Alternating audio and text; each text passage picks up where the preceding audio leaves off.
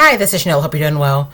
In this video, I'll be talking about God's timing and why it is important to listen to the voice of God if you can hear. Okay, and so I'm gonna tell two stories. You know, I like to tell stories in some of my videos. So the first story I'm gonna share with you is a story about what happened to me when I was 16. So I think I was 16 or 17. I was living in a small town. I had my dad had a truck. Okay, and so one night I went and picked up about three friends of mine, and we all went to a basketball game in one of the neighboring towns. Okay, so we go to a basketball game, and I needed to leave and come back to the game. Okay, and so like I said, I went to a neighboring town and went back to our hometown, and I had two of the girls. I don't think all the girls were with me. But anyway, just a few of the girls were with me. Maybe two of them were with me. And driving back to the town that I lived in, instead of taking... Anyway, I took an access road, okay? I took an access road back to the town, and the access road was right beside a very busy highway. So taking the access road, I'm driving back, and I needed to be somewhere at a certain time, and I'd driven on this road many times. It's dark, okay, very dark. There's no lights on this access road, and so the only lights I have are the lights on the car. There are no street lights. Okay, so again, it's very dark. There's a wooded area right beside us, and it was just a very dark area. Okay, and so I remember periodically cutting on my bright lights so I could see further ahead. But I didn't keep the bright lights on, and like I said, I had limited visuals of what was in front of me because it was so dark. Okay, and so I remember cutting the bright lights on every now and then, and I remember knowing that there was a curve coming. Okay, and I knew I was coming close to it, but I would cut the bright lights, and I didn't want to leave the bright lights on because there was traffic on the freeway beside me, and I didn't want to blind traffic on the freeway. Okay, so anyway, periodically I'm cutting the bright lights on, and I'd cut them off. And then I cut the bright lights on because, again, I knew there was a curve coming. And right when I cut the bright lights on, there was a curve right there. So I remember jerking the wheel and lost control of the truck. The truck flipped. We ended up upside down in the truck. Thankfully, we all, it could have been a tragic accident. However, I came out without a scratch. I didn't have a scratch on me. I had to climb out of the window. Again, the truck is upside down. All the windows were busted out. None of us had. Anyway, so I climb out of the window, and I think one girl did get. I believe her arm was injured. But outside of that, like I said, it definitely, had God not had his angels around us, and had we not been protected, I mean, it definitely could have been a tragic situation. Okay, so anyway, so we all climb out of the window, and we ran to the freeway, and we just started flagging down anybody who would stop. Okay, because again, we're on an access road between two cities or between two towns. We're in the middle of nowhere. We run down to the freeway and just start flagging people down in the middle of the freeway. Okay. And I remember a Jeep pulling over. There were two men in the Jeep. And the men, pulled us. They pulled over, drove us. I can't remember whether they drove us back to the gym where we came from. We went to the hospital, but I don't remember whether they took us to the hospital or back to the gym. I don't remember. I think they took us back to the gym, and they may have taken us to the hospital afterward. But anyway, two men pulled over, and they took us where we needed to go. Okay, and that whole situation could have, between the accident itself and, teenage girls just hopping in the car in the middle of the night with men who we don't know, that men we didn't know. Both of those scenarios could have gone in a different direction. Okay, they could have been tragic. However, the right people were at the right time. Okay, God had the right people in the right place at the right time. I remember the man fussing at us about jumping in the car with people we didn't know, and this is I'm mid 40s now, and this was before cell phones. Okay, nobody had cell phones really back then. So this is before cell phones. We had no one to call. We had no way to get a hold of anybody. We were in the middle of nowhere. And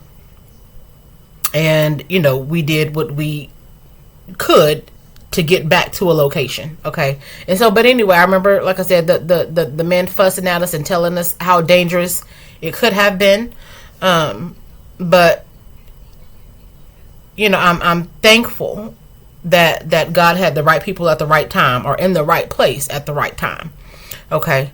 Because had the wrong person pulled over, it could have been a completely different scenario. Okay.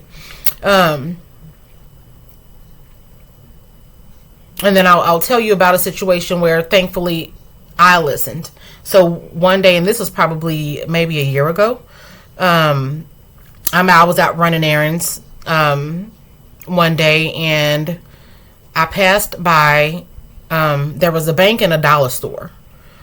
And I remember God telling me, and I was passing up the store, the dollar store, and and I heard turn around and go to the dollar store, and I thought, I don't need anything out of the dollar store. And God said, turn around and go to the dollar store. So I turn around and I park. And this is something I never do either. I normally, if I need something, as soon as I park, I'll go in, get what I need and come on out. But I parked the car, and I was texting someone. So I was just sitting in my car texting, and an elderly lady came and opened my passenger door, and she said a name. She said, Amy? I said, no, I'm not Amy. Are you waiting on someone to pick you up? Yeah, well, she said she was waiting on someone to pick her up. She said someone dropped her off, and she was waiting on someone to pick her up. And I thought it was odd, because obviously, if she's looking right at me and she sees that, or she should know that I'm not the person who took her to the store. Okay, but she's I could tell that more than likely she may have had dementia. Like I said, she was an elderly lady, and I just kept talking to her and asking her questions, and she seemed very confused about the vehicle that she rode in. She was pointing out different cars and saying, oh, I think that's the car, I think that's the car, I think that's her. And she was just there by herself, and like I said, I could just tell that she was confused about who dropped her off. And so after asking more questions, she told me that she lived in a nursing home, a nearby nursing home. And I said, well, do you know the name of it? She didn't remember the name of it. So I got my phone and just started Googling nursing homes in the area. And so I said, well, is it this one? Is it that? And so she, said it's this one. So I called the nursing home, and it wasn't a nursing home. It was actually an assisted living complex. It's an apartment complex for elderly people. And I believe that they're more. It was more of an independent living complex for for seniors. So anyway, I called the front desk, and I said, hey, you know, I have a lady name of such and such. I'm at such and such store, and I have a lady here with me, and she said that she and I'll back up a little bit. She told me that the lady that stopped me said or told me that one of the managers or a person in management took her, dropped her off at the store. And I thought, now, I've never heard of anyone managing, anyone who's managing an assisted living facility taking people to the store. So, but anyway, so I called the office, or called the complex. There was a lady at the front desk, and I told her, you know, I had one of the ladies who resided there with me, and she told me that a lady named Amy, who was the manager, dropped her off at the store, and she was waiting on her to come pick her up. And the lady at the front desk said, well, no, you know, this lady wouldn't have taken her. Number one, she said the lady she's referring to is in a meeting. She's been in meetings all day, and she didn't take her. I said, okay, well, she doesn't know who dropped her off. I have her here. Do you have anyone who can come get her? And the lady said no. And I said, okay, well, how, you know, she needs to get back, and she doesn't know who she came with. And basically, I mean, the lady at the front desk wasn't much help at all. So I thought, okay, well, so I asked the lady, I said, well, do you want me to get you an Uber? Because they're not going to come and pick you up, and maybe that just wasn't a service they had, you know. But anyway, I said, do you know of anyone who can come pick you up, or do you want me to call you an Uber? And she said, well, yeah, but then I thought, you know, I was kind of, because she was very confused. I kind of felt bad about just calling an Uber and sending her off somewhere with an Uber. So I said, well, you know, if you're comfortable, I said, I can, you know, take, because the facility that I don't know whether she walked or what. It was within walking distance. She would have walked for quite a while. But I told her, I said, well, you know, I don't mind taking you unless you want to take an Uber. She said, well, yeah, you know, could you take me? I would like for you to take me. And so I took her back, and I walked her into the facility and kind of spoke with, for a very brief time. But, you know, I just wanted to make sure she made it back inside. So, you know, I took her back to the complex and, you know, walked her into the office. So, but anyway, I was glad that I listened. Like I said, you know, God told me to turn around and go to and of course I ended up not even going into the store. When I got there, I didn't even go to the store. But like I said, I know when I hear God's voice. And like I said, God clearly said, turn around and go to the store. I didn't need anything from the store. And so sometimes and I've done another video about this before, but if you can hear the voice of God and you don't listen, things can go left. I'll put it that way. And that's something that I've experienced before. There are times when I've heard and I listened and I acted, and there have been times when I heard and I didn't listen or act, and you know there were consequences for that. But anyway, like I said, at the end of the day, you know, if you can hear the voice of God, maybe I don't think everybody can. But if you can, you know, if you can, you know, hear the voice of God and, you know, listen, and,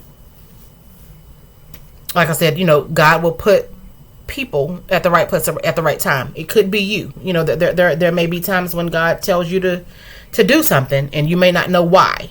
Okay, but it's important that you listen. You may, you know, God may be putting you at a specific place for someone else. Okay. Anyway, I hope this video was helpful, and I hope you have a wonderful day. Bye.